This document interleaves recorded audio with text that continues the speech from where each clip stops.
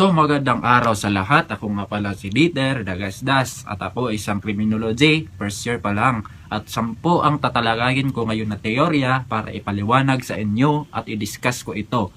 Una is ang physiognomy, pangalawa is ang phrenology, pangtatlo is theory of atavism, pang-apat is neutralization o drift theory, ang panglima is containment theory. Ang pang-anim is social bond theory. Ang pang-pito naman natin mga kaibigan is association theory. Ang pang-walo natin mga kaibigan is theory of imitation. Ang pang-siyam natin mga kaibigan is ang anomy theory.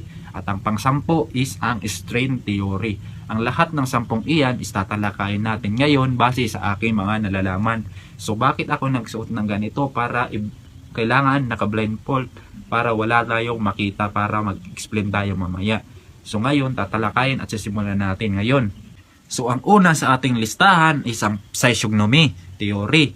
Sino nga ba ang nagpasikat nito at sino ang author nito? Ang author nito ay si Johann Caspar Lavater. Siya yung nagpasikat ng teoryang ito. Ito ang nagsasabi na ang itsura ng muka o personalidad ng isang tao ay nakakita ayon sa kanyang mukha. Ito ang paniniwala ng teorya na ito ayon kay Johann Caspar Lavater. For example, kung matulis ang kilay ng isang tao at matalas ang kanyang tingin, ito ay nagsasabi na ang tao ay isang agresibo ayon sa teorya ni Johann Caspar Lavater. So ito ang una nating teorya. So dito naman tayo sa pangalawa, ang phrenology. Sino nga ba ang author ng phrenology na ito? Si Franz Joseph Gall. Siya yung author ng teoryang ito. Ito ang sinasabi ng teorya na ang iskal ng isang tao o bungo ay nagsasabi na dito natin makikita ang pag-uugali ng isang tao at kung siya ba ay matalino base sa teoryang ito.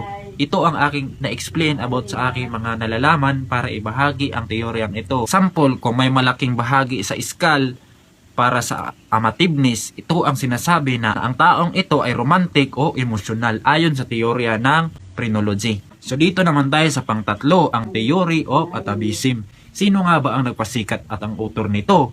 Si Cesar Lombroso. Siya yung author, siya yung father of modern criminology. Ang teoryang ito ay nagsasabi na ang ilang tao ay primitive at may natural criminal tendencies ayon sa teorya ni Cesar Lombroso. For example, ang isang kriminal ay may isang abnormal na criminal features o di kaya may matibay na pangangatawan kaya prone siya sa krimen. So dito naman tayo sa sunod na teorya, ang neutralization o drift theory. Sino nga ba ang nagsikat at ang author nito? Ang author nito ay si Sykes at si Matza. Sila yung dalawa.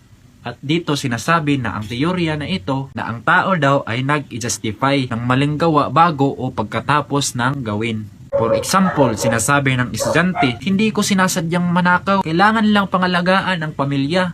Yon yung example ko sa teorya na ito. So dito naman tayo sa contentment theory. Sino nga ba ang author nito at sino ang nagpasikat nito? Ang author nito ay si Walter Rickless. Dito sinasabi sa teorya na ito, ang inner daw at outer controls ay ang pumipigil sa tao na maging kriminal ayon sa kanyang teorya.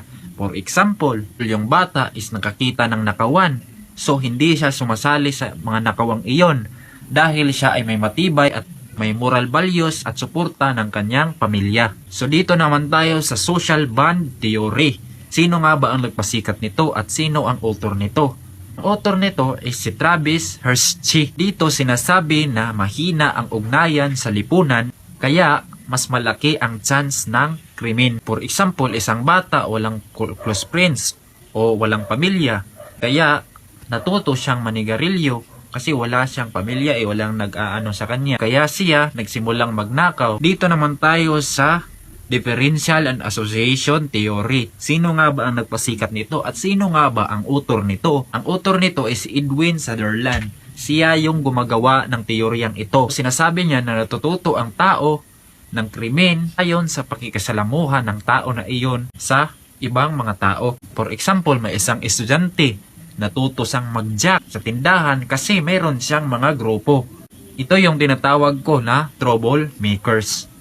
So dito naman tayo sa next na teorya. Dito naman tayo sa theory of imitation. Sino nga ba ang nagpasimuno nito at ang author nito at ang nagpasikat nito. Ang author nito ay si Gabriel Tarde. Ito sinasabi sa teoryang ito na ginagaya ng isang tao ang kanyang pagkuugali ayon sa kanyang nakikita sa iba. For example, isang estudyante na nakikita niya ang kanyang classmate na nag-cheat sa exam.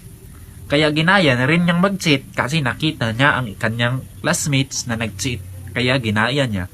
So ito yung teorya na yan. So dito naman tayo sa next theory, ang Anomie theory. Sino nga ba ang nagpasikat nito at ang author nito? Ang author nito ay si Emily Durkheim at si Robert Merton. Dito sinasabi na ang krimen daw ay nangyayari kapag ang tao ay hindi niya naabot ang kanyang social goal sa legal way. For example, ang isang estudyante is hindi niya kayang kumuha ng mataas na grade kasi wala siyang sariling effort para mag-study.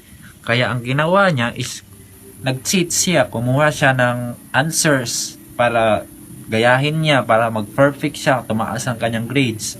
So ito yung teorya na yan. Dito naman tayo sa panghuli, ang strain theory. Si Robert Merton ang author nito at ang nagpasikat nito. Sinasabi na ang pressure hindi maabot ang goals, dividends o crime. For example, mahirap na kabataan, hindi makabili ng mamahaling sapatos, kaya ninakaw niya sa tindahan. So yan yung mga teorya na aking nalalaman at nabahagi ko ngayong araw na ito. Dito lang natatapos ang video. Babush!